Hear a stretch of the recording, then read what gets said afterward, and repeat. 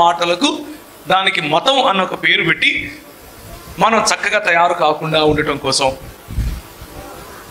మనము శుభ్రంగా కనిపించకుండా ఉండటం కోసం పరిమితమైన అవసరమైన లేకపోతే సాంస్కృతికంగా సామాజికంగా ఆమోదయోగ్యమైన అలంకరణ చేసుకోకుండా ఉండాలని ఇలాంటి కొన్ని మిత్స్, కొన్ని అపోహలు మన మధ్యకు వస్తూ ఉంటాయి.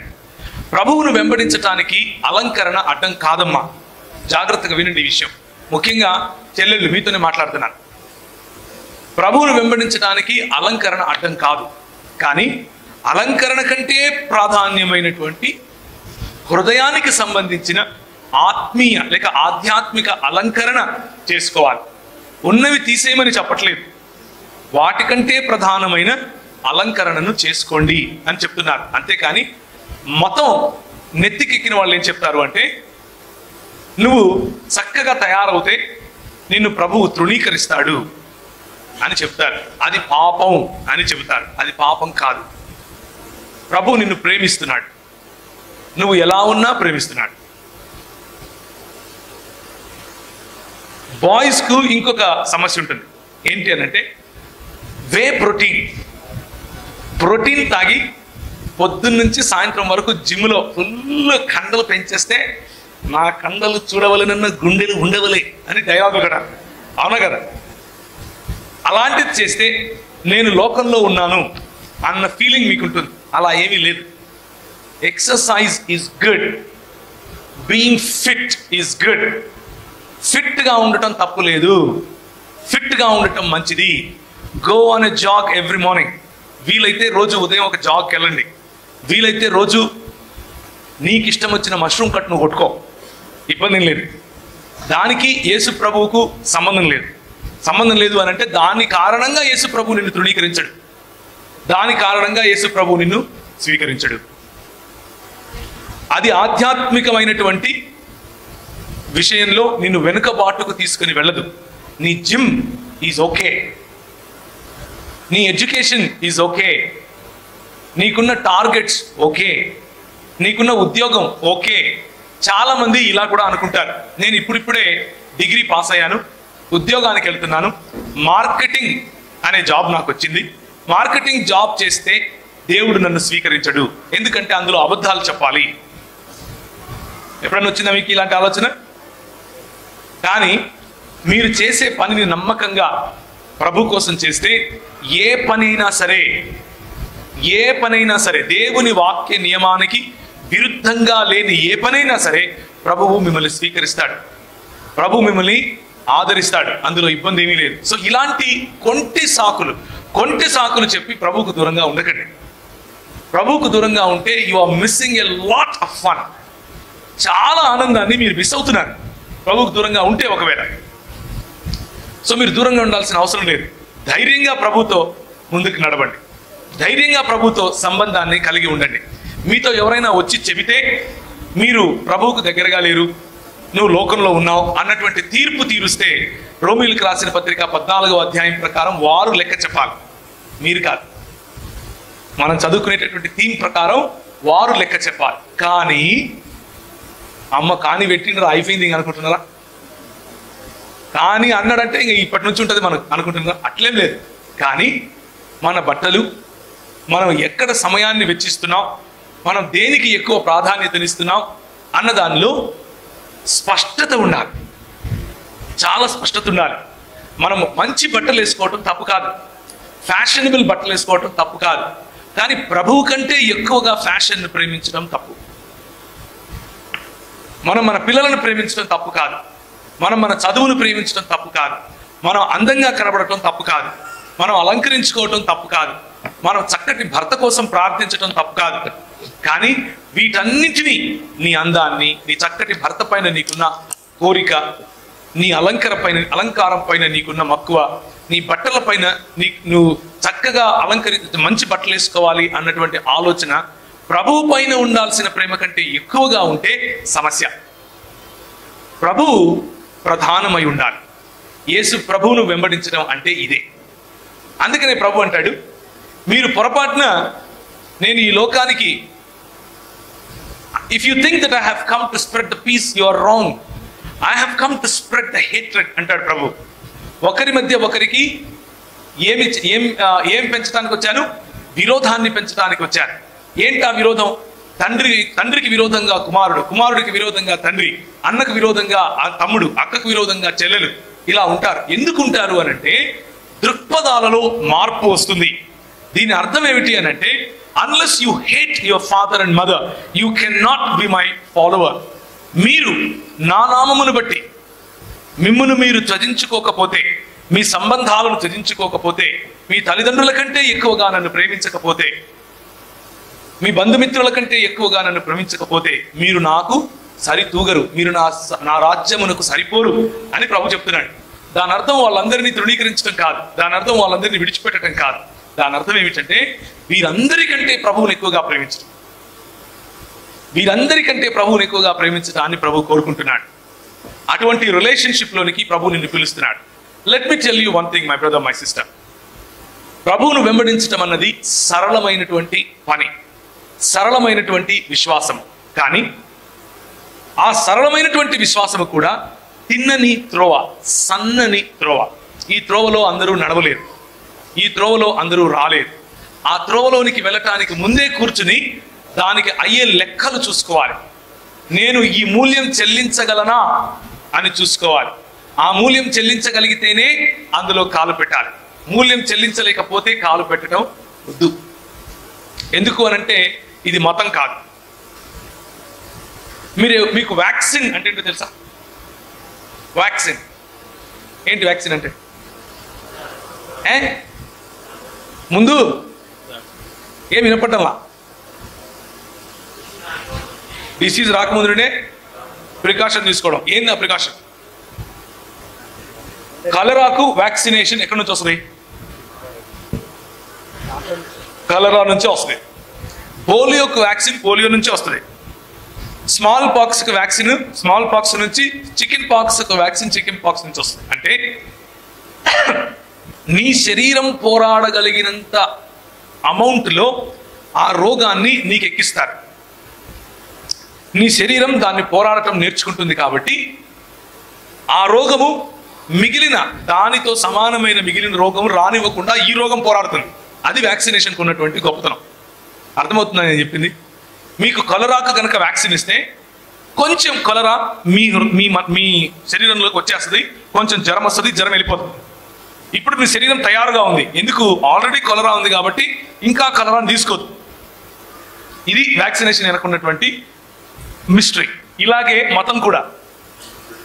మీరు పుట్టినప్పటి నుంచి మీకు ఏమలవాటు అవుతుందంటే, ముఖ్యంగా ఎంతమంది క్రైస్తవ కుటుంబాల్లో పుట్టి పెరిగారు? చేతులు ఎత్తండి.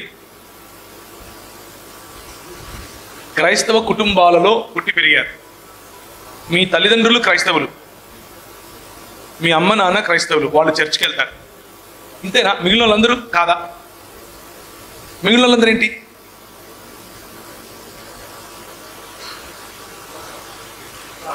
క్రైస్తవేతర కుటుంబాల నుంచి వచ్చిన వాళ్ళు చేతులు ఎత్తండి. ఇది నాకేం అర్థం కాలేదబ్బా. a+b² = a²+b² + 2ab. ఇందులో ఏ లేదు, బి లేదు, 2ab అస్సలు లేదు. మరి ఎట్లయింది ఇదంతా? నాకేం అర్థం కాలేదు. మళ్ళీ అడుగుతా, మీలో ఎంతమంది మీ అమ్మ నాయనోళ్ళు క్రైస్తవులు? ఇప్పుడు లేచినాయి కదా చేతులు, ఇప్పుడు కూడా మళ్ళా కిందికి పోయినాయి. డౌట్ ఏంది? నాకేం అర్థం కావట్లేదు. పోనీ మీలో ఎంతమంది మీరు చర్చికి వెళ్తారు?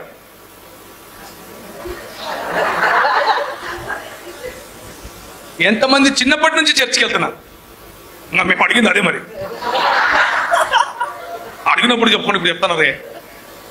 ఎందుకు అడిగానంటే, చిన్నప్పటి నుంచి మనకు ఈ మతంలో ఉండే భాష తెలుసు. ఎప్పుడు హల్లెలూయా చెప్పాలి, ఎప్పుడు ప్రైజ్ ద లార్డ్ చెప్పాలి, ఎవరిని చూస్తే వందనాలు చెప్పాలి, ఎవరిని చూస్తే ప్రైజ్ ద లార్డ్ చెప్పాలి, ఏ సంచి చేసుకున్న సార్ను చూస్తే నమస్కారం అన్నా అని చెప్పాలి. ఇవన్నీ మనకు అలవాటైపోయినాయి. దీన్ని ఏమంటారంటే క్రిస్టియన్ జార్గన్ అంటారు. మతపరమైనటువంటి భాష తెలవటం. ఇప్పుడు మనకు తెలుసు, ఉదాహరణకు మనం ఫోన్ పట్టుకొని ఉన్నాం, మన గేమ్ మనం ఆడుతున్నాం, అన్న వస్తున్నాడు, అన్న ఇక్కడికి ఏమొచ్చేసి ఉంటుంది? బైబిల్ యాప్ వచ్చేసి ఉంటుంది. అవునా కదా? మనకు తెలుసు ఎక్కడ ఏం మార్చాలి. దీన్నే వ్యాక్సినేషన్ అంటారు. మనకు ఆల్రెడీ తెలుసు. ఇంకా ఎక్కువ మతం లోపల రాకుండా ఉండడానికి ఆల్రెడీ కొంచెం మతం ఎక్కించేసుకున్నాం మనం. కాబట్టి ఈ మతాన్ని దూరం నుంచే చూసి సంతోషిస్తూ ఉంటాం. ఈడ పాస్టర్ నిలబడుకొని చెప్తా ఉంటాడు, ఆయన నెక్స్ట్ ఏం చెప్తాడో కూడా మన వాళ్ళకి తెలుసు. చర్చిలో నెక్స్ట్ వారం ఎవరు వస్తున్నారో తెలిస్తే ఆ వారం అసలు చర్చికి వెళ్ళాలో లేదో కూడా డిసైడ్ చేసుకుంటాం ముందే. అవునా కదా? మెసేజ్ చెప్పే పాస్టర్ను చూసి ఎప్పుడు నిద్రపోవాలో డిసైడ్ చేసుకుంటాం. మెసేజ్ చెప్పే అన్నం చూసి ఏ టైంలో ఇంటర్వెల్ ఇస్తాడు, ఏ టైంలో ఈయన పాట పాడతాడు, ఏ టైంలో ఈయన లాస్ట్ ఫైట్ చేస్తాడు, ఏ టైంలో ఈయన ఫస్ట్ ఫైట్ చేస్తాడు అన్ని తెలుసు మనకు. దీన్నే ఏమంటారు అని అంటే మతాన్ని బాగా తెలుసుకోవడం, మతంని ఎక్కించుకోవడం. ఇలాంటి వాళ్ళు ప్రభువును వెంబడించడానికి చాలా కష్టం, చాలా కష్టం.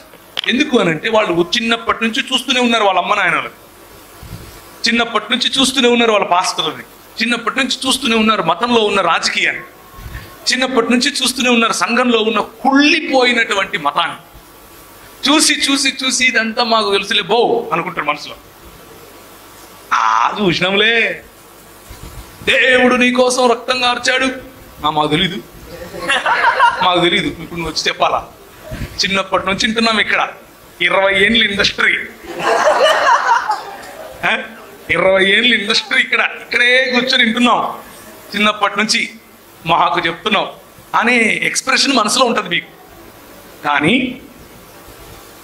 మతానికి దేవుని రాజ్యానికి చాలా తేడా ఉంది. దేవుని రాజ్యం వేరు, మతం వేరు.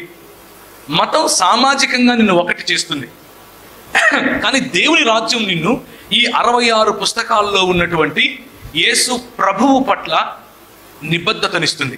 యేసు ప్రభువుతో ప్రేమలో పడతావు, యేసు ప్రభువుతో you will fall in love with Jesus, you will have a live relationship with Jesus. మతంలో ఉన్నట్లుగా డూస్ అండ్ డోంట్స్ కంటే ఎక్కువ నీ హృదయాన్ని యేసు ప్రభువుకు నచ్చేట్లుగా పెట్టుకోవడానికి ఇష్టపడతావు. దేవుని రాజ్యంలో విప్లవం ఉంటుంది, దేవుని రాజ్యంలో సమాజం పట్ల స్పృహ ఉంటుంది, దేవుని రాజ్యంలో సమానత్వం ఉంటుంది, దేవుని రాజ్యంలో నేను పాస్టరు ఒకటే అన్న దృక్పథం ఉంటుంది. దేవుని రాజ్యంలో మన బలహీనతలు మనం చూస్తాం, మతంలో మన బలహీనతలు కప్పిపెట్టుకోవటం కోసం మతాన్ని కప్పుకుంటాం. దేవుని రాజ్యంలో ఆనెస్టీ అంటే నిజాయితీ ఉంటుంది, కానీ మతంలో నిజాయితీ కనిపించదు. బయటకి ప్రీచింగ్ ఒకటి ఉంటుంది, లోపల జీవితం ఇంకొక రకంగా ఉంటుంది. కాబట్టే యంగ్ పీపుల్, ముఖ్యంగా యువకులు యువత మొత్తం కూడా మతాన్ని చూసి ప్రభువును దూరం పెడుతుంది, మతాన్ని చూసి ప్రభువుకు దూరంగా ఉండేందుకు లెక్కలు వేసుకుంటుంది. కానీ let me invite you my brothers, my sisters, ఈరోజు ఉదయం నేను మిమ్మల్ని ఆహ్వానిస్తున్నాను. యేసుక్రీస్తు మతాన్ని స్థాపించడం కోసం ఈ లోకానికి రాలేదు.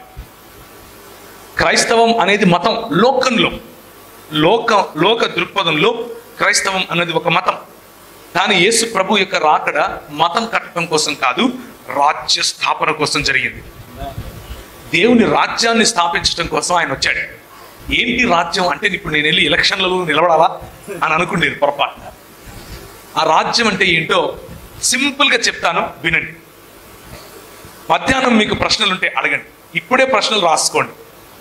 ఎందుకు ఈ మార్గమే ఎన్నుకోవాలి, మిగిలిన మార్గాలు ఎందుకు ఎన్నుకోకూడదు, లేకపోతే మిగిలిన మార్గాలు ఎన్నుకుంటే నాకేమొస్తుంది, నాకేం పోతుంది అన్న విషయాన్ని కొంచెం చూద్దాం.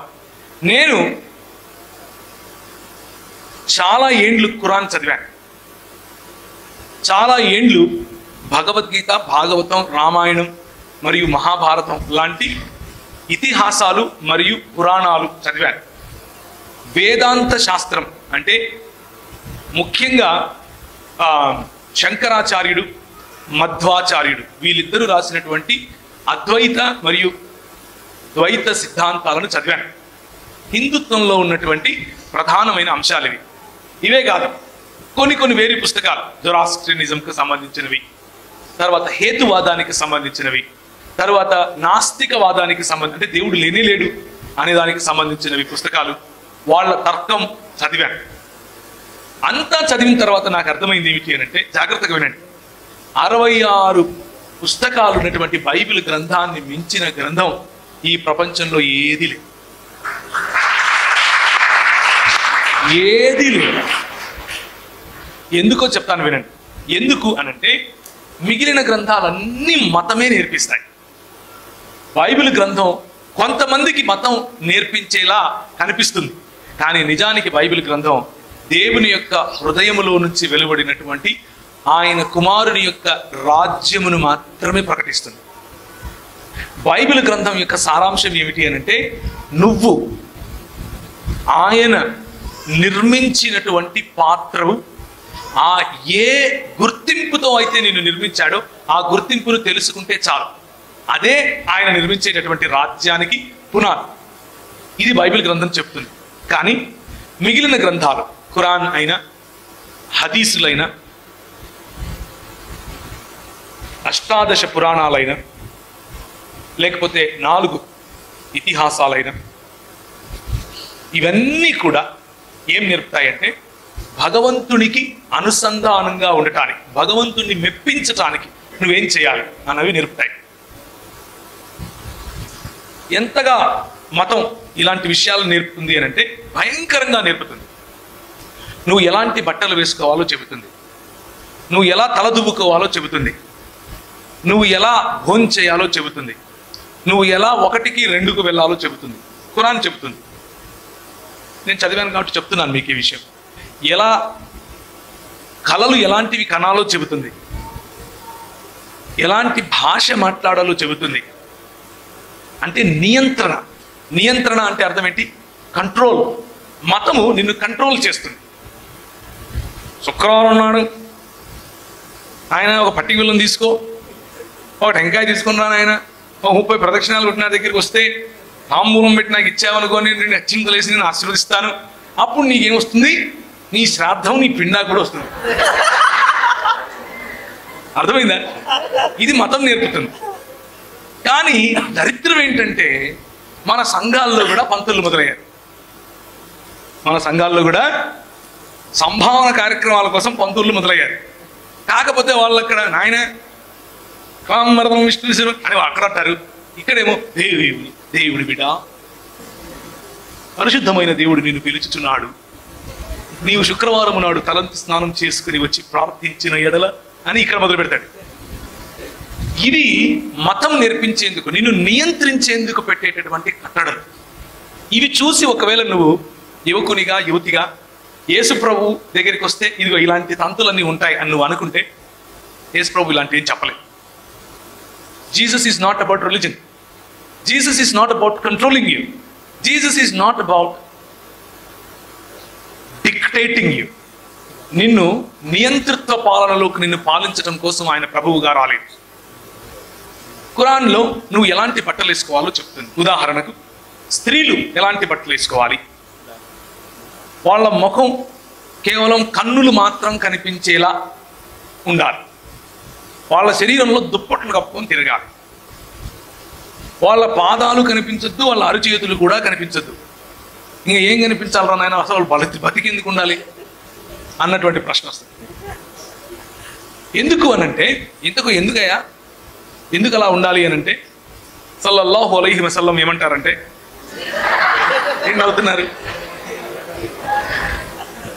వాళ్ళ ప్రవక్తను అలాగే పిలవాలండి, అందుకే అలాగే పిలిచాను. ఏమంటారంటే, నువ్వు వేసుకునే బట్టల కారణంగా ఎదుటివాడు పాపములో పడతాడేమో. ప్రభు అంటాడు, నువ్వు పాపంలో పడకుండా నీ మనసును కంట్రోల్ చేసుకో. మతం ఏం చెప్తుంది?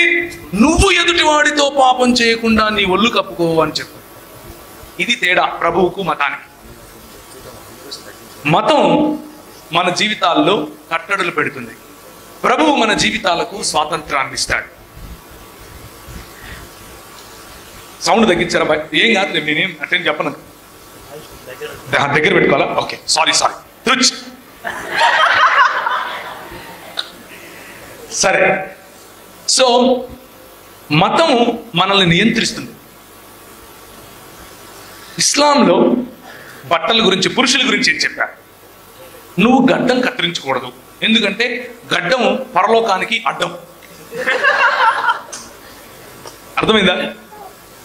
నువ్వు బాత్రూమ్కి వెళ్ళాలి అని అంటే ఈస్ట్ వైపుకు చూసి పోయాలి, వెస్ట్ వైపుకు చూసి పోయకూడదు. ఎందుకు అని అంటే అక్కడ నుంచి అల్లా చూస్తాడు నిన్ను. మతం. అర్థమవుతుందా? మతం.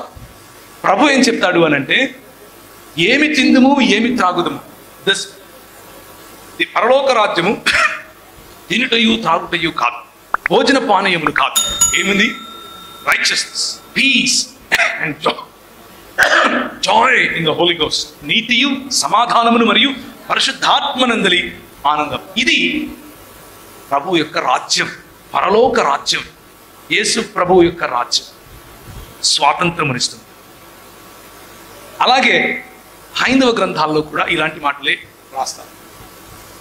నువ్వు పుట్టినప్పుడు ఒక రకంగా, ముఖ్యంగా స్త్రీల పట్ల, నువ్వు పుట్టినప్పుడు తండ్రి నియంత్రణలో ఉండాలి, పెరిగేటప్పుడు అన్న నియంత్రణలో ఉండాలి, పెండ్లైనప్పుడు భర్త నియంత్రణలో ఉండాలి, చచ్చిపోయేటప్పుడు కొడుకు నియంత్రణలో ఉండాలి, అంతేకాని స్త్రీకి స్వాతంత్రం ఇవ్వకూడదు అని హైందవ గ్రంథాలు చెప్తాయి, మనుస్మృతి చెప్తుంది. ఎందుకు అనంటే మతం అలాగే చూస్తుంది. మతం వివక్షను తీసుకొస్తుంది. మతం స్త్రీ పురుషుడు అన్న వివక్ష తీసుకొస్తుంది. మతం ప్రాంతము పేరిట వివక్ష తీసుకొస్తుంది. మతం భాషా ప్రాతిపదికన వివక్ష తీసుకొస్తుంది. మతం నువ్వు చేసే పనుల మీద ఆధారంగా నువ్వు గొప్పవాడివా తక్కువ వాడివా నిన్ను తీర్పు తీరుస్తుంది.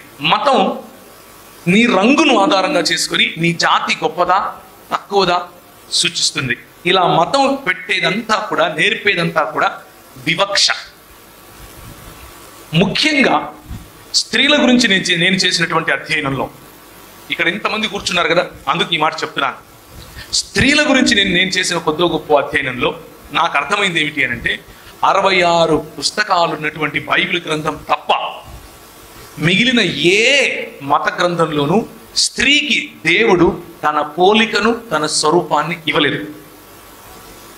మీకు కేవలము బైబిల్ మాత్రమే ఏం చెప్తుంది అని అంటే, నువ్వు నేను ఇద్దరము సమానంగా దేవుని పోలికలో ఆయన స్వరూపంలో మనం ఉన్నాం. అర్థమైందా? ఇక ఏ గ్రంథం చెప్పదు. మిగిలిన గ్రంథాలు శరీర అమరిక కారణంగా, అంటే మనకున్న అవయవాల యొక్క అమరికను, మన శరీరంలో ఉన్నటువంటి సైకిల్స్, మన శరీరంలో ఉన్నటువంటి సహజ సిద్ధంగా పురుషుడిని ఎలా పురుషుడని, స్త్రీని ఎలా స్త్రీ అని, మన భౌతిక కాయము, మన మనసులో జరిగేటటువంటి హార్మోనల్, మన శరీరంలో జరిగే హార్మోనల్ చేంజెస్ వలన వచ్చేటటువంటి మార్పులకు కారణంగా మనం ఎలా కనిపిస్తామో వాటి బేసిస్ మీద నువ్వు దేవుడి దగ్గరికి వెళ్ళొచ్చు, లేక దేవుడి దగ్గరికి వెళ్ళలేవు అన్నటువంటి నియంత్రణ, కంట్రోల్ మతం పెడుతుంది. ఏంటా కంట్రోల్? ఉదాహరణకు ఇస్లాంలో స్త్రీలు రజస్వల అయిన తర్వాత మస్జిద్లోనికి వెళ్ళకూడదు. రజస్వల అంటే పుష్పవతులైన తర్వాత, స్త్రీలు సమర్థలైన తర్వాత ఎక్కడికి వెళ్ళకూడదు? మసీదులోనికి వెళ్ళకూడదు. ఎందుకు వెళ్ళకూడదు అని అంటే, అక్కడున్న పురుషులు టెంప్ట్ అవుతారంట. మనకి ఇళ్లలో ఉండరా అక్కలు, చెల్లెళ్ళు, అమ్మలు ఉండరా? మరి ఇళ్లలో ఎట్లా? మతం. అలాగే మన దేశ సంస్కృతిలో కూడా ఇదే చూడటం జరిగింది. మన దేశ సంస్కృతిలో కూడా స్త్రీల పట్ల భయంకరమైన వివక్ష. వారికి పురుషుల కంటే ఎక్కువగా, ముఖ్యంగా టీనేజ్ గర్ల్స్ మీ గురించి వేరు మతాలు ఎలా ఆలోచిస్తాయో చెప్తున్నాను. ఒక్కసారి మీరు 12 సంవత్సరాలు దాటితే మీ పట్ల స్థానికంగా ఉన్నటువంటి మతాల యొక్క ఆలోచన ఏమిటి అని అంటే, మీరు ఎప్పుడూ మనసులో పాపం చేస్తూనే ఉంటారు అని చెప్పారు. కానీ బైబిల్ గ్రంథం ఒక్కటే, కేవలం బైబిల్ గ్రంథం మాత్రమే స్త్రీ మరియు పురుషుడు ఇద్దరు సమానంగా చేయబడ్డారు, సమానంగా పాపం చేశారు, సమానంగా పతనమైపోయారు, సమానంగా వారి కొరకు ప్రభు చనిపోయాడు, సమానంగా వారి కొరకు ప్రభు తిరిగి లేచాడు, సమానంగా వారిని తిరిగి మృతులైన తర్వాత లేపుతాడు, సమానంగా వారి కొరకు లెక్క అడుగుతాడు, సమానంగా వారికి తన పరలోకములో స్థానాన్ని ఇస్తాడు. స్త్రీ పురుషుడు అన్న భేదం లేకుండా ఇస్తాడు. ఇది కేవలం బైబిల్ మాత్రమే చెప్తుంది, ఇంకే గ్రంథం చెప్తుంది. ఇలా చూసుకుంటూ పోతే మీరు చదువుకోవటానికి వీలు లేదు అని ఇస్లాం చెప్తుంది, మీరు చదువుకోవటానికి వీలు లేదు అని హైందవ్యము చెప్తుంది. కానీ జ్ఞానమందును వయస్సునందును యేసు ప్రభువు ఏ విధంగా ఎదిగాడో అలాగే ప్రతి ఒక్కరూ ఆయన మార్గదర్శనంలో ఆయనను మాదిరిగా తీసుకొని ఎదగాలి అని స్త్రీకి పురుషునికి ఇద్దరికి ప్రబోధ చేసింది కేవలం బైబిల్ మాత్రమే. చదువులో కానీ, వ్యాపారంలో కానీ, ఉద్యోగంలో కానీ ప్రతి చోట సమాన స్థాయినిచ్చింది కేవలం బైబిల్ గ్రంథమే. ఉదాహరణకు ప్రభు అయిన యేసుక్రీస్తు వెళ్ళిపోయిన తర్వాత 600 సంవత్సరాలకు ఇస్లాం వచ్చింది. ఆ ఇస్లాం వచ్చినప్పుడు ముహమ్మద్ గారు పెళ్లి చేసుకున్నటువంటి మొట్టమొదటి స్త్రీ ఆయన కంటే 16 సంవత్సరాలు పెద్ద. ఆ స్త్రీ ఒకానొక క్రైస్తవ తెగకు చెందిన స్త్రీ. ఆ స్త్రీ అంటే యేసు ప్రభు వారు వచ్చి వెళ్ళిపోయిన 600 సంవత్సరాలకు పెద్ద వేరు దేశాల్లో విస్తరించినటువంటి వ్యాపారం చేసేది. అంటే క్రైస్తవం ఏం నేర్పింది? స్త్రీలకు ఏం నేర్పింది? వ్యాపారం చేసే స్వాతంత్రం ఇచ్చింది. కానీ ఆ స్త్రీని పెళ్లాడినటువంటి ముహమ్మద్ గారు తాను స్థాపించినటువంటి ఇస్లాం మతంలో స్త్రీకి చదువు వద్దని చెప్పాడు, స్త్రీకి వ్యాపారము వద్దని చెప్పాడు, స్త్రీకి ఇంటి నుంచి బయటికి రావాల్సిన అవసరమే లేదని చెప్పాడు. ఎంత తేడా చూడండి. బైబిల్ గ్రంథంలో ఉన్నటువంటి శక్తి అది. యేసు ప్రభువును అనుసరించాలి అని అంటే బయట మీకు కనిపించే మతాన్ని చూసి కన్ఫ్యూజ్ అవ్వకండి. బయట కనిపించే మతంలో లేనిపోని డ్రామాలు కనిపిస్తాయి. ఒకడు ఎగురుతేనే నువ్వు క్రిస్టియన్ అంటాడు, ఇంకొకడు నువ్వు ఎగరుకుంటేనే క్రిస్టియన్ అంటాడు, ఒకడు నువ్వు మోకరించి ప్రార్థిస్తేనే క్రిస్టియన్ అంటాడు, ఒకడు నువ్వు చేరి మీద కూర్చొని ప్రార్థిస్తే క్రిస్టియన్ అంటాడు. వాళ్ళకి ఇష్టం వచ్చినట్లు క్రైస్తవ్యాన్ని నిర్వచించేసి ప్రజల పైన మరింత భారాన్ని మోపటం, మరింత తీర్పు తీర్చటం మతం నేర్పుతుంది, క్రైస్తవ మతం కూడా.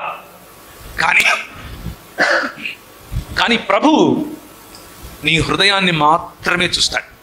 నీ హృదయంలో ప్రభు పట్ల ఉన్నటువంటి కోరిక, నీ హృదయంలో ప్రభు పట్ల ఉన్నటువంటి నిబద్ధత, నీ హృదయంలో ప్రభు పట్ల ఉన్నటువంటి కమిట్మెంట్ చూస్తాడు. అంతకుమించి ఇంకేది కాదు. ఒక్కసారి నీ హృదయంలో ప్రభు పట్ల కమిట్మెంట్ వస్తే ఆటోమేటిక్గా నువ్వు మోడెస్ట్ అవుతావు, ఆటోమేటిక్గా నీ డ్రెస్సింగ్ మారుతుంది, ఆటోమేటిక్గా ఆటోమేటిక్గా నీ జీవితంలో చాలా మార్పులు వస్తాయి. కానీ అవి కేవలం మతానికి సంబంధించినటువంటి మార్పులు కావు, హృదయానికి చెందినటువంటి మార్పులు. దీన్నే రూపాంతరము చెందటం అని అంటారు, దీన్నే రూపాంతరము చెందినటువంటి ఆలోచనలు అని అంటారు, దీన్నే కింగ్డమ్ వాల్యూస్ అంటారు, రాజ్య విలువలు అని అంటారు. ఈ కింగ్డమ్ వాల్యూస్, రాజ్య విలువలు బైబిల్లో నుండి మనకి ఎక్కడెక్కడి నుంచి వస్తాయి? అసలు బైబిల్ నమ్మచ్చా? మనం బైబిల్ నమ్మచ్చా? ఎందుకు నేను యేసు ప్రభువును వెంబడించాలి? యేసు ప్రభువే నిజమైనటువంటి దేవుడు అని నాకేమైనా రూల్ ఉందా? నాకు ఎలా తెలుసు? థ్యాంక్ యూ, చల్లగా ఉన్నాయి వద్దులే. యేసు ప్రభువే నిజమైన దేవుడు అని నాకేంటి? రాముడు ఎందుకు కాదు? కృష్ణుడు ఎందుకు కాదు? అల్లా ఎందుకు కాదు? ఈ ప్రశ్నలు మీకు ఉంటాయి కదా. మనము ముఖ్యంగా క్రైస్తవ్యంలో పుట్టి పెరిగినటువంటి, ఎక్కువగా సంఘాలకు అంటే చర్చిలకు వెళుతూ ఉన్న తర్వాత కూడా మనకున్నటువంటి అనేక ప్రశ్నల్లో ఈ ప్రశ్నలు కూడా ఉంటాయి. యేసు ప్రభువునే నేను ఎందుకు నమ్మాలి? యేసు ప్రభువే దేవుడని ఏంటి రుజువు అని అంటే, నేను ఇంతవరకు చెప్పినటువంటి కారణాలు, బైబిల్ గురించినటువంటి కారణాలు, దాని కారణంగా బైబిల్ చెప్పే మాటలు సత్యం అని మనం అర్థం చేసుకోవచ్చు. అంత మాత్రమే కాదు, అది మాత్రమే కాదు, బైబిల్లో నేను కనీసం ఒక 6 సంవత్సరాలు స్పెండ్ చేసి బైబిల్లో ఉన్న తప్పులు వెతకడం కోసం ప్రయత్నం చేశాను. 2002 నుంచి 2008 వరకు, 2002 నుంచి 2008 వరకు నేను ముస్లింలతో చేసే డిబేట్స్ కారణంగా వాళ్ళు అడిగే తప్పులు, వాళ్ళు చూపించే బైబిల్లో ఉన్న రంధ్రాలు, ఇలాంటివన్నీ వెతికి మొత్తం చూస్తే బైబిల్లో ఒక్కటంటే ఒక్క తప్పు కూడా కనపడలేదు. ఒక్కటి ఇంటర్నల్గా లేదు, ఎక్స్టర్నల్గా కూడా లేదు. ఇంటర్నల్గా ఉన్నటువంటి తప్పులకు మనం సమాధానం చెప్పచ్చు. ఎక్స్టర్నల్గా ఉన్న సైన్స్, సో కాల్డ్ సైన్స్ అడిగే ప్రశ్నలకు సమాధానం చెప్పచ్చు.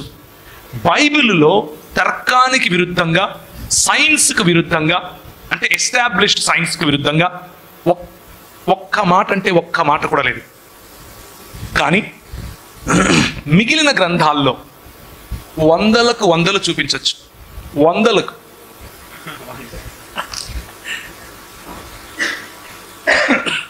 కాబట్టి బైబిల్ గ్రంథం it gives you assurance my brothers, my sisters. మీకు ఒక సాలిడ్ ఫౌండేషన్ ఇస్తుంది బైబిల్.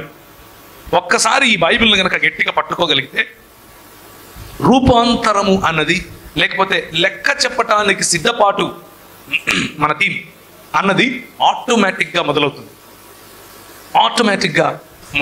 ఈరోజు మధ్యాహ్నం మీకున్న ప్రశ్నలు మీరు అడుగుతూ ఉన్నప్పుడు మరిన్ని ఎక్కువ ఇలాంటి ఈ కోణంలో నుంచి చూసే ప్రయత్నం చేద్దాం. కానీ ఇప్పుడు యేసుక్రీస్తును అనుసరిస్తే నాకేమొస్తుంది అన్నటువంటి ప్రశ్నలు కూడా కొంతమందికి ఉంటాయి.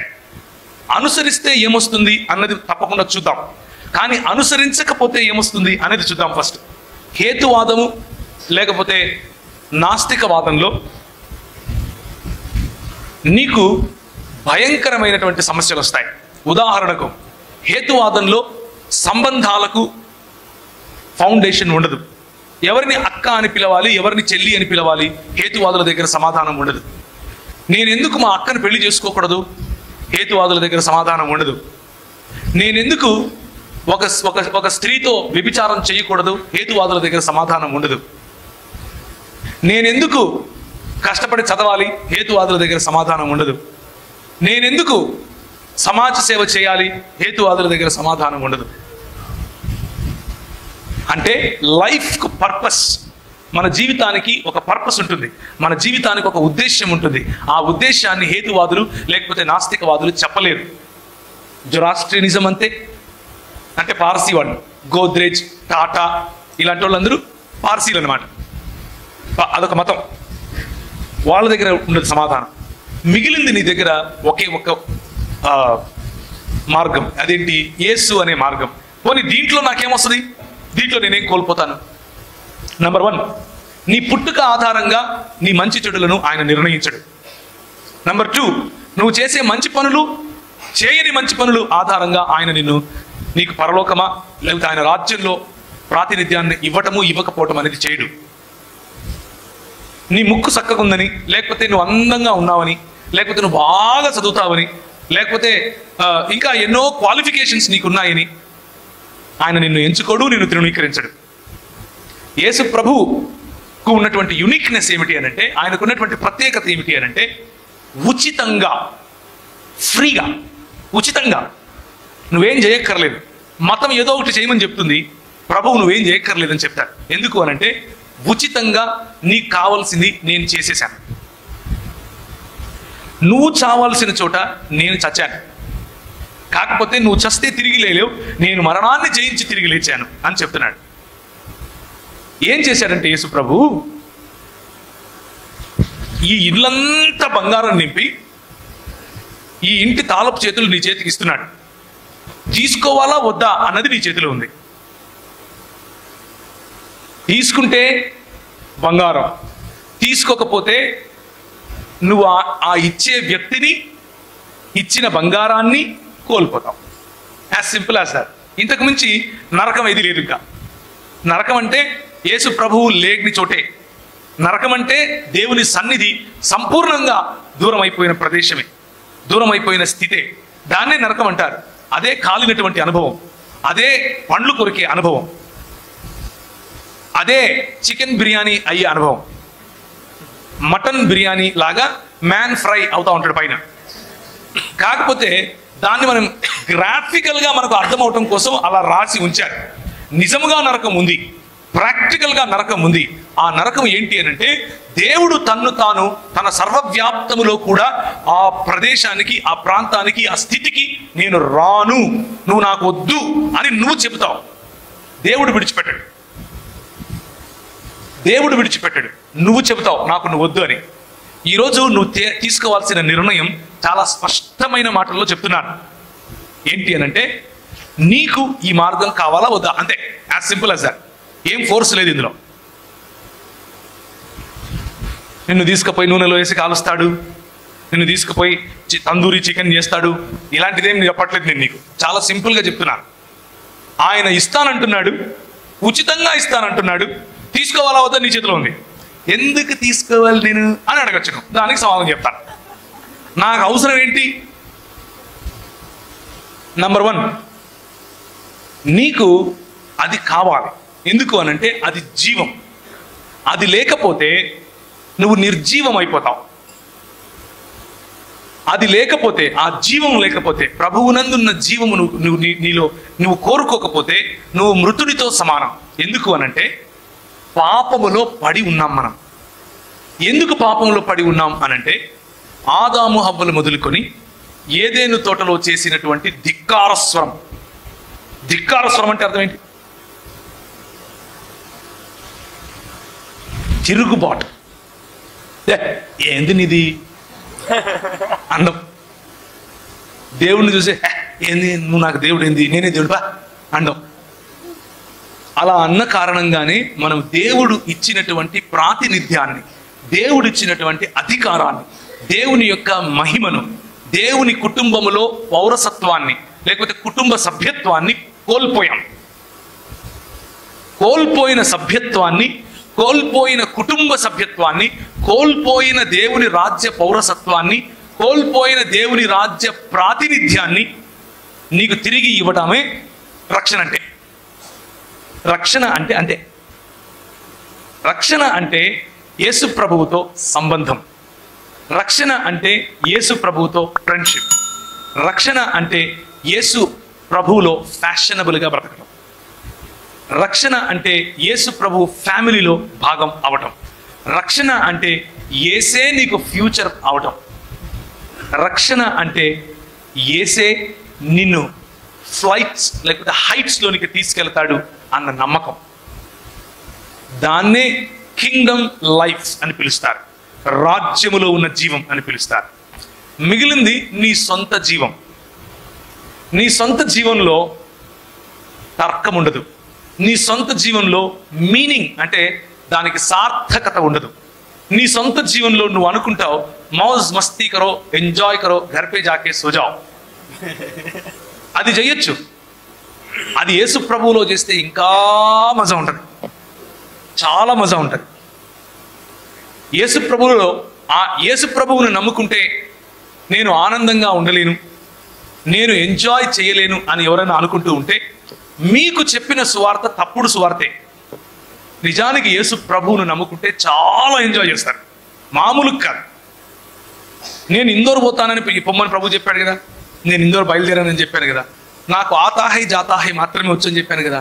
వెళ్ళాను, సాయంత్రం రాత్రి 10 గంటలకు దిగాను. చలి, నాకేం తెలుసు ఆ ఊర్లలో అంత చలి ఉంటుందని. నేను మామూలుగా పోయినా, అక్కడేమో గడగడ గడగడ గడగడ ఉడికే చలి. నేను జాకెట్ లేదు నా దగ్గర. జాకెట్ అంటే ఆడోళ్ళు వేసుకునేది కాదు, అంటే మీరు మళ్ళీ అట్లా ఆలోచిస్తారేమో అని. మగోళ్ళు వేసుకునే జాకెట్ ఉంటుంది కదా, అది లేదు. రైల్వే స్టేషన్లో 3 రాత్రులు పడుకున్నాను ఆ చలిలో. ఎందుకో తెలుసా? ఎంజాయ్ చేశాను చలిని. చలిని ఎంజాయ్ చేయడం ఏందిరా దరిద్రుడా అంటారా?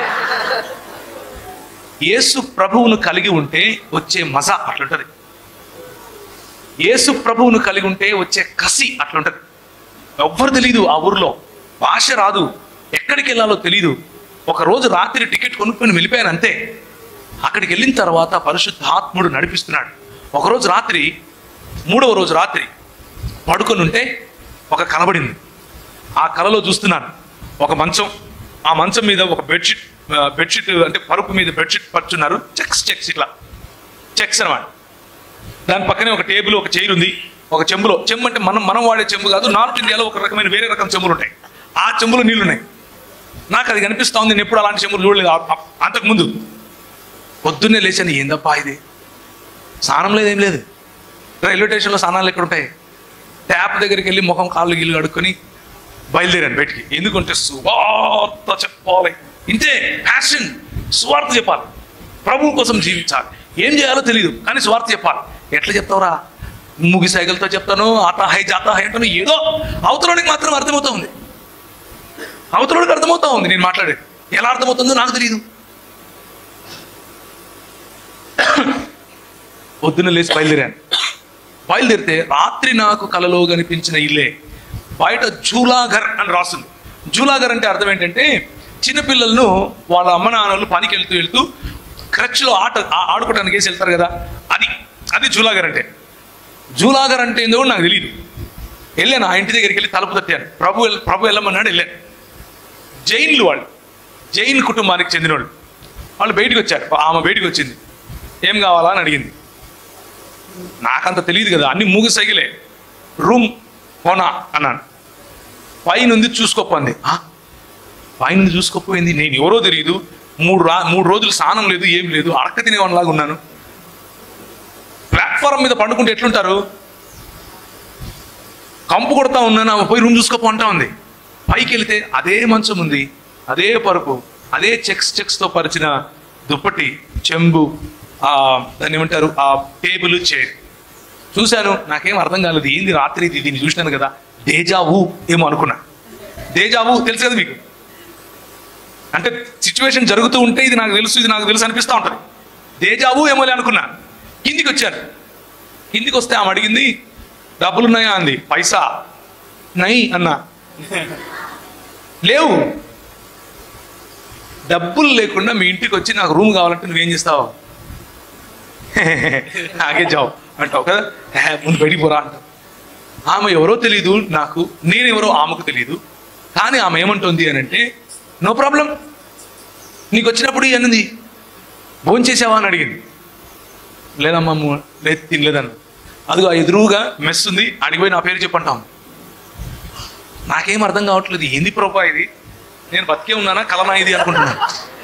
నాకు భాష రాదు, నా అవతారం చూస్తేనేమో అడక్క తినేవనిలాగా ఉన్నాను, వస్తేనేమో ఈమె ఎవరో జైన్ లామా. ఆ జైన్ లామా వాళ్ళ ఇంట్లో నాకు ఉండడానికి ప్లేస్ ఇచ్చి ఎదురుగా వెళ్ళి మెస్సులో భోజనం చేసి వస్తే డబ్బులు లేవంటే మీ అమ్మ పంపించినప్పుడు ఇవ్వంటదా? ఎట్లా సాధ్యం ఇది? It is possible with God. దేవునితో అది సాధ్యం. God can do that miracle in your life. దేవుడు అది చేస్తాడు. నమ్మటానికి కొంచెం కష్టంగా ఉంటుంది. కథలు చెప్తున్నాడు ఈయన, కథలు కాదు, నిజం చెప్తున్నా. ఇదే జరిగింది నా లైఫ్లో. యాజ్ ఇట్ ఈస్గా చెప్తున్నా, జరిగినట్లు. ఇందోర్లో నేను ఎక్కడికి వెళ్ళానో తెలీదు, ఏ ప్రాంతంలో దిగానో తెలీదు, భాష రాదు, ఏ ఇంటికి వెళ్ళాలో తెలీదు. కానీ ప్రభు నడిపించాడు, ప్రభు ఇప్పించాడు. ఆ తర్వాత MBA కాలేజ్లో, ఆ రోజుల్లో ఆ కాలేజ్ 32వ ర్యాంక్ భారతదేశంలో, దాంట్లో ర్యాంక్ వచ్చింది. చదువుకున్నాను. 11 సంవత్సరాలు అక్కడ ఉన్నాను. 11 సంవత్సరాలు అక్కడ ఉండి పరిచర్య, వ్యాపారం, ఉద్యోగం అన్నీ చేసుకుంటూ మధ్యలో ఎంటర్ ది సెకండ్ డ్రాగన్, నా భార్య వచ్చింది. ఫస్ట్ డ్రాగన్ ఏమైంది, నా గుండె పగిలింది, 10 ముక్కలే. అక్కడ ఎంటర్ ది సెకండ్ డ్రాగన్, ఈమె వచ్చింది. ఈమె వచ్చిన తర్వాత నాకు పాప పుట్టింది. నేను దేవుని కోసం పని చేస్తున్నా. కానీ పాప పుట్టిన 20 రోజులకు హాస్పిటల్కి తీసుకెళ్తే, ఎందుకు తీసుకెళ్ళాము అంటే ఆమెకు విరోచనాలు అవుతున్నాయి. ఎందుకు ఇది అని తీసుకెళ్తే డాక్టర్ అన్నాడు, విరోచనాలు ఏమైనా తగ్గిపోతాయి, కానీ ఈమెకు గుండెలో టెట్రాలజీ ఆఫ్ ఫాలో అనే ఒక రోగం ఉంది అని చెప్పి. టెట్రాలజీ ఆఫ్ ఫాలో అంటే ఏంటిది, ఏదో అన్ని భాషలాగా ఉంది అనుకున్నాను. మీరు సినిమాలు ఒకవేళ భూమి పుట్టక ముందు వచ్చిన సినిమాలు చూస్తుంటే, అంటే మీరు పరిశుద్ధులే, మీరు చూడరు. నాలాంటి వాళ్ళు అప్పుడప్పుడు ఇలాంటివి, అంటే నేను చిన్నప్పుడు చూశాను కదా, గీతాంజలి అనే సినిమాలో హీరోయిన్కి ఉంది కదా, అదే రోగం నా పాపకు కూడా ఉంది. అది ఆ రోజుల్లో, అంటే ఆ సినిమా రిలీజ్ అయిన రోజుల్లో దానికి ఆపరేషన్ లేదు, చచ్చిపోవాల్సిందే. టెట్రాలజీ ఆఫ్ ఫాలో అనగానే ఆ రిపోర్ట్స్ తీసుకుని నేను, నా భార్య, నాకు ఒక పాత డొక్కు కారు ఉండేది, ఆ డొక్కు కారులో వస్తున్నాను. కళ్ళలో నీళ్లు కారిపోతున్నాయి. దేవునికి వ్యతిరేక భావం, దేవుని పట్ల తిరుగుబాటు. How can you do this? నువ్వు ఎట్లా చేస్తావు ప్రభా నాకు ఇది? నేను నీ కోసం ఇల్లు ఇడిచిపెట్టి, మా ఊరు ఇడిచిపెట్టి, హైదరాబాద్ ఇడిచిపెట్టి పరిచర్య చేయనీకి వచ్చి ఇందోర్లో ఉండి మినిస్ట్రీ చేస్తూ ఇంత చేస్తుంటే నువ్వు నా బిడ్డకు డిఫెక్ట్తో పుట్టిస్తావా? And I had too many complaints. వాక్యం చెప్తున్నాను, చర్చికి వెళ్తున్నాను, సేమ్ మతం ఫుల్ వాక్యం ఫైర్, లోపల మాత్రం దేవుని పట్ల వ్యతిరేక భావం, దేవునితో పోరాటం, కొట్లాట. How can you do this to me? నాకు ఎందుకు, నన్ను ఇలా ట్రీట్ చేయటానికి నీకు మనసు ఎలా వచ్చింది? చేస్తే గీస్తే నాకు చేయొచ్చు కదా, చిన్న బిడ్డకి ఎందుకు చేశావు అన్న ప్రశ్న. అలా ప్రశ్నించుకుంటూ 2.5 సంవత్సరాలు దేవుని సన్నిధిలోనే ఉంటూ దేవునితో కొట్లాడుతూ బ్రతికాను. భయంకరమైనటువంటి పరిస్థితి అది, ఎవరికీ రాకూడదు. స్ట్రగుల్.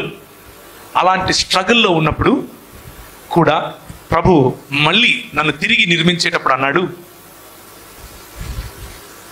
నీ బిడ్డకు నువ్వు తండ్రివి అని నువ్వు అనుకుంటున్నావు, నీ బిడ్డ నీకంటే ఎక్కువగా నాకు ఇంపార్టెంట్ అని చెప్పాడు.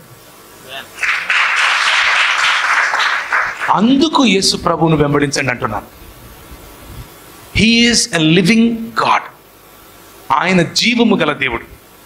ఈ రోజుకు మాట్లాడతాడు, ఈ రోజుకు నీ సిచ్యువేషన్లో ఆయన లైవ్గా వస్తాడు, అలైవ్గా వస్తాడు.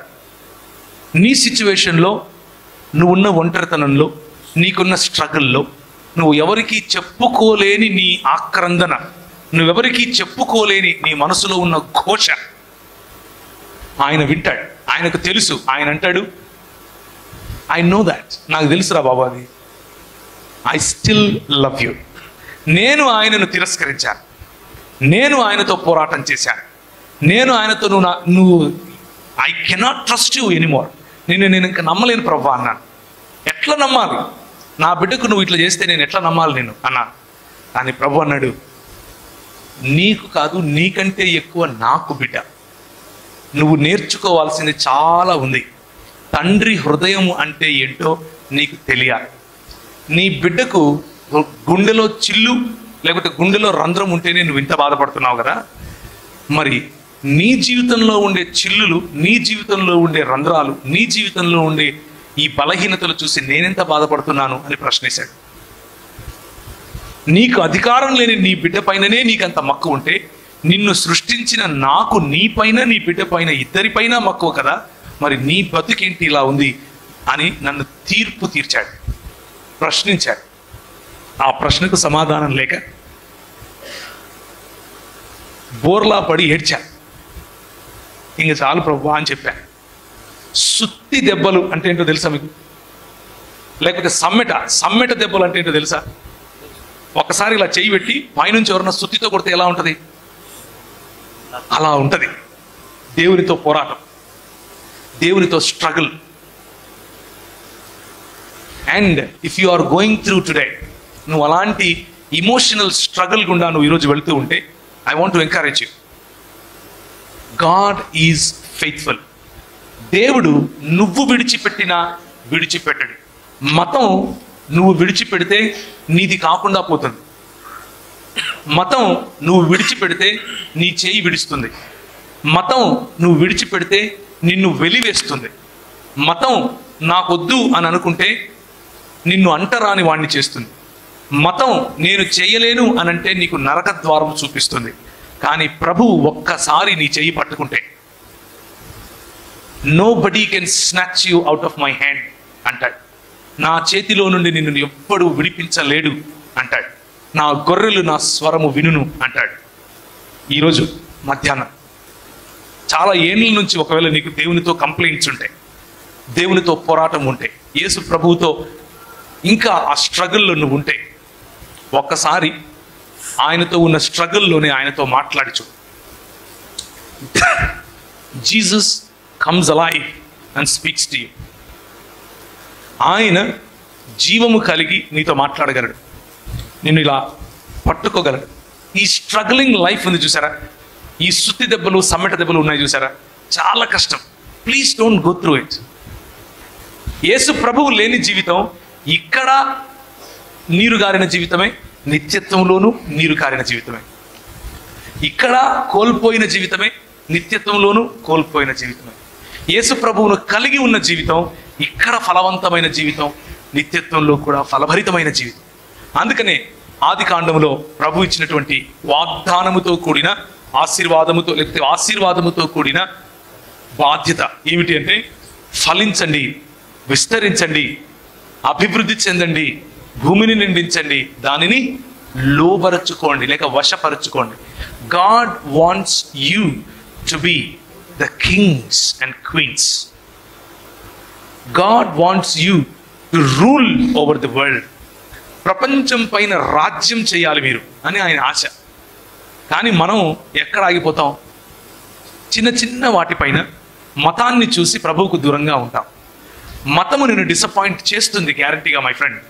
కానీ దేవుని రాజ్యంలో నువ్వు రాజుగా, దేవుని రాజ్యంలో దేవుని రాజ్య ప్రతినిధిగా ఉండాలి అని నిర్ణయించుకుంటే he can make you the head, not a tail. ఒక కథ చెప్పి ముగిస్తాను. 2 అయిపోయింది, భోజనం చేయాలి. తిట్టుకోకండి, ఆకలి అవుతుంది, బంద్ చేయరా, చేసేస్తా. చిన్న కథ చెప్పి బంద్ చేస్తా. మీలో ఒక్కరు ఆవులు ఇచ్చినా కానీ కథ పూర్తిగా చేయకుండా మధ్యలోనే బంద్ చేస్తా. ఎందుకంటే మీకోసం చెప్పేది, మీకు నిద్ర వస్తుంటే నేను ఎందుకు చెప్పాలి కదా. ఒకడికి బాతులు పెంచుకోవడం అంటే భలే ఇష్టం. బాతులు ఏం పెంచుకోవడం? రంగురంగు బాతులు తీసుకొచ్చుకుంటాడు, ఎర్రగా, బ్రౌన్ కలర్లో. ఈ కథ ఎక్కడికి వెళ్ళినా చెప్తాను నేను, ఒక 100 సార్లు చెప్పింటాను. అందుకే మళ్ళీ ఎవరన్నా విన్నారా వీళ్ళు? అయితే చెప్తాను. ఒకవేళ వినుంటే ఓకే. బాతులు పెంచుకోవటం భలే ఇష్టం. బాతులు పెట్టుకుని వాళ్ళ ఇంట్లో చిన్న సరస్సు కొలం లాంటిది పెట్టుకుని బాతులు పెంచుకుంటున్నాడు. కొన్ని వాటికి కొన్ని పేర్లు. ఒకటి పేరు సుబ్బి, ఒకదాని పేరు బుజ్జి, ఒకదాని పేరు ఇట్లా పేర్లు అనమాట. అమ్ములు, ఇంకా ఏం పేర్లు ఉంటాయి మన ఇళ్ళలో?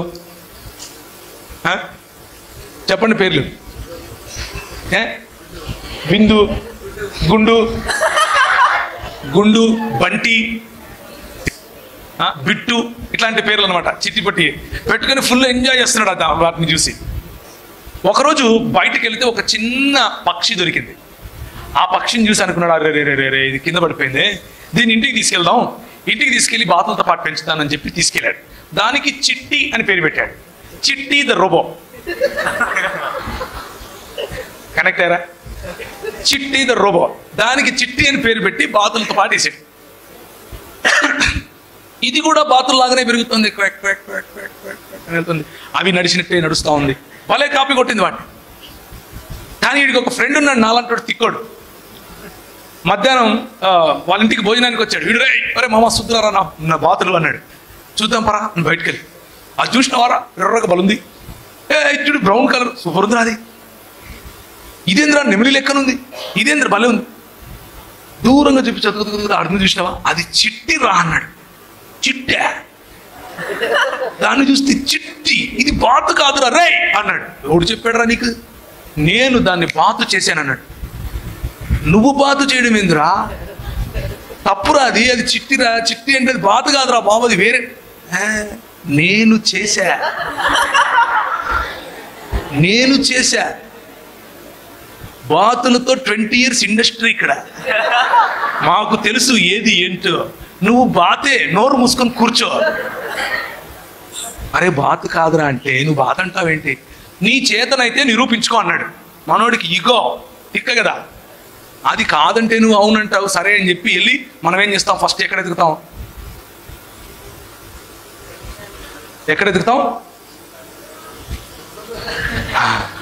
మనకు తెలిసిన ఫస్ట్ తల్లి గూగులమ్మ తల్లి. అమ్మా గూగులమ్మ అని ఎతికాడు. ఏంటి ఇంతకు ఈ పక్షి పరిస్థితి ఏంటి, ఇది ఎందుకు బాధ అయిపోయింది అని ఎతికి మొత్తం చూసి ఒక 3 రోజుల తర్వాత ఇంటికి వచ్చాడు. ఈ పక్షి బాధ కాదురా అని నిరూపించరా అన్నాడు. దాన్ని చేతిలోకి తీసుకుని కొంచెం అట్లా మసాజ్ కొట్టి దాని రెక్కలు కొంచెం అట్లా అని దాన్ని పైకి శ్రేశాడు. కిందికి వచ్చేసి మళ్ళీ క్వాక్ అని వెళ్తాం. అబ్బా ఇడేమో చేసినాడు, దీనికి మాత్రం వేసినాడు రా అనుకో. కొంచెం పైకి ఎక్కి దాని రెక్కలు ఇంకొంచెం తీసి ఇంకొంచెం పైకి ఎగిరేశాడు. పైకి ఎగిరేస్తే కొంచెం ఎగరటం మొదలుపెట్టింది. మనోడు గింజలేశాడు. ఈడు పైకి ఎగిరేను, ఈడు గింజలేను. గింజలు వేస్తుంటే అది చూసి గింజల కోసం కిందికి వస్తాం. ఎట్లా దీన్ని ఏం చేయాలి అని గూగుల్ తల్లి చెప్పినట్టు గుర్తు తెచ్చుకుని ఒక చిన్న గుట్టలాగా ఉంటే ఆ గుట్ట పైకి ఆ పక్షిని చేతికి తీసుకుని మిట్ట మధ్యాహ్నం అయిపోయింది అప్పటికే. ఈయన ప్రయత్నం చేసి చేసి చేసి దాని కన్ను తెరిచి సూర్యునికి చూపించాడు. సూర్యునికి చూపించగానే ఆ పక్షి ఇలా ఎదిరించుకుని రెక్కలు చాపి ఎగరటం మొదలుపెట్టింది. మనోడు ఏం చేస్తున్నాడు? చిట్టి గింజలు గింజలు గింజలు వెళ్తా ఉంది. కుర్రు ఇది వెళ్ళిపోతుందిరా అని చెప్పి వానపాములు, చేపలు ఇలాంటివన్నీ తీసుకొచ్చేస్తున్నాడు. చిట్టి మేఘాలను చీల్చుకుని వెళ్ళిపోతా ఉంది. సూర్యుడు నా కళ్ళలోనికి మెరిస్తావా నువ్వు, నేను నీ దగ్గరకు వచ్చి చూస్తాను, నేను సూర్యుడిని దగ్గరికి నేను వెళ్ళాలి అన్నట్లుగా పరిగెడుతోంది. పైకి వెళ్ళిపోతా ఉంది. పక్షి అలా వెళ్ళిపోతా ఉంటే మనోడికి అర్థం కాలేదు. ఏం చేసేవరా నువ్వు అంటే, I just showed it the identity. ఆ పక్షికి దాని ఐడెంటిటీ ఏంటో రుచి చూపించాను అంతే అని అన్నాడు. ఒకసారి చూస్తారా? మలాకి గ్రంథం 4వ అధ్యాయం 2వ వచనం. మలాకి గ్రంథం 4వ అధ్యాయం 2వ వచనం. నా నామమందు భయభక్తులు గల వారికి నీతి సూర్యుడు ఉదయించును, అతని రెక్కలు ఆరోగ్యము కలుగచేయును. కనుక నీతి సూర్యుడు ఉదయించినప్పుడు మన రెక్కలకు ఆరోగ్యము కలుగు చేస్తాడు. ఈ సూర్యుడు భౌతికంగా ఉదయించినప్పుడు ఈ పక్షికి ఏ విధంగా రెక్కలకు ఆరోగ్యము కలిగిందో, మనకు పతన స్థితిలో ఉన్న మనకు, దేవునితో పోరాటంలో ఉన్న మనకు, దేవునితో సంధి లేని మనకు, దేవునితో సమాధానము లేని మనకు నీతి సూర్యుడు ఉదయిస్తే మన రెక్కలకు ఆరోగ్యము కలుగు చేస్తాడు. క్రొవ్విన దూడలు గంతులు వేసినట్లు మనము గంతులు వేస్తాం. అలయక సొమ్మసిల్లక పరుగెడిపోతాం. మనము తలలుగా ఉంటాం, తోకలుగా ఉండం. ఇంతకు ఈ పక్షి ఏంటి? పక్షిరాజు. ఓకే, గ్రద్ద. యెషయా గ్రంథం 40 చెప్పండి.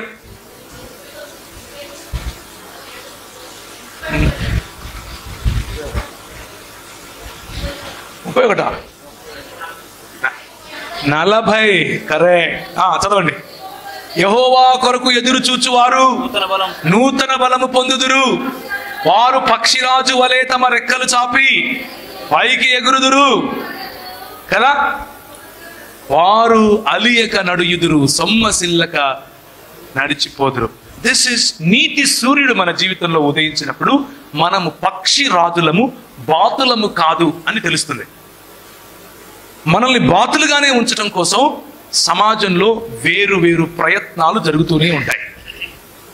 నువ్వు ఆడపిల్లవు కదా, నీకెందుకు ఇది, ఈ చదువు నీకు అవసరమా, మర్యాదగా ఆడ కూర్చో. గింజలు నిన్ను ఎగరకుండా ఉంచడం కోసం వేసే గింజలు. మొన్న నేను ఒక అమ్మాయిని కౌన్సిలింగ్లో కలిశాను, ఇట్లాంటి యూత్ మీటింగ్ తర్వాత. ఏమ్మా ఏం చదువుకుంటున్నావు అంటే, ఏం చదివామమ్మా అంటే, అన్న ఎంబీఏ చేస్తానన్నా. ఎంబీఏ తర్వాత ఏంటన్నా, మ్యాచెస్ చూస్తున్నారన్నా, పెళ్లి చేసుకుంటాను అని. అబ్బో, మ్యాచెస్ చూస్తున్నారు, పెళ్లి చేసుకుంటాను. మరి ఎంబీఏ ఎందుకు చదువుతున్నావమ్మా అన్నాను. అంటే చదవాలి కదన్నా, ఊరుకుండడం ఎందుకు. గింజలు, మ్యాచెస్ అనేవి గింజలు. నిన్ను ప్రభువు ఏ గమ్యం వైపుకు ఎగరమని చెబుతున్నాడో ఆ గమ్యం నుంచి ఆపేందుకు సమాజం వేసే గింజలు. నీ కులం పేరు చెప్పి నిన్ను ఆపడానికి గింజలు వేస్తారు. రే, నీకంత అవసరమారా, నీ బతుకేంది, నువ్వేందిరా, నా బతుకేమైంది. I'm in the image of God. నేను దేవుని స్వరూపంలో ఉన్నాను, నేను దేవుని పోలిక చొప్పున ఉన్నాను. నా దేవుడు పక్షిరాజై ఉన్నాడు. నా దేవుడు పక్షిరాజు గద్దల రెక్కల మీద మోసుకొని వచ్చినట్లు నిన్ను మోసుకొని వచ్చానని చెప్తున్నాడు. ముదిమి వచ్చే వరకు నిన్ను మోయువాడని అంటున్నాడు. నేను నా దేవుని స్వరూపంలో ఉన్నాను, నేను పక్షిరాజు, నేను బాతును కాదు అని చెప్పటమే రక్షణలోకి రావటం. నేను బాతును కాదు, I reject to be a duck. నేను బాతుగా ఉండటానికి ఇష్టపడను, నేను పక్షిరాజు బిడ్డను, పక్షిరాజుగానే ఉంటాను అని చెప్పటమే యేసు ప్రభువు యొక్క, లేకపోతే యేసు ప్రభువు ఇచ్చేటటువంటి ప్రాతినిధ్యాన్ని తీసుకోవటం, ఆయన రాజ్యమును వెతకటం, ఆయన రాజ్యములో ప్రతినిధిగా ఉండటం, ఆయన రాజ్యములో దేవునికి నమ్మకమైన దాసుడిగా పనిచేయటం. యోబు గ్రంథము ఇది చదివేసి ముగించేస్తాం. 39వ అధ్యాయం, యోబు గ్రంథం 39వ అధ్యాయం 26 నుండి. దేగ నీ జ్ఞానము చేతనే ఎగురునా, అది నీ ఆజ్ఞ వలననే తన రెక్కలు దక్షిణ దిక్కునకు చాచునా. పక్షిరాజు నీ ఆజ్ఞకు లోబడి ఆకాశ వీధికి ఎక్కునా. ఏం వీధి? ఆకాశ వీధి. మేము రాజారెడ్డి వీధే దాటం. ఆకాశ వీధి ఏంటి? మీ ఊర్లో వీధుల పేర్లు చెప్పండి, 1-2 చెప్పండి. ఏం వీధులు లేవా మీకు? ఉంటాయి కొన్ని వీధులు. కొందరికి సిటీ సెంటర్ వీధి ఉంటుంది, కొందరికి బ్యూటీ పార్లర్ వీధి ఉంటుంది, కొందరికి నర్స్ అనే వీధి ఉంటుంది, కొందరికి చపరాసి అనే వీధి ఉంటుంది, కొందరికి దాన్ని ఏమంటారు గవర్నమెంట్లో కాంట్రాక్టర్ జాబ్ వచ్చింది అనే వీధి ఉంటుంది.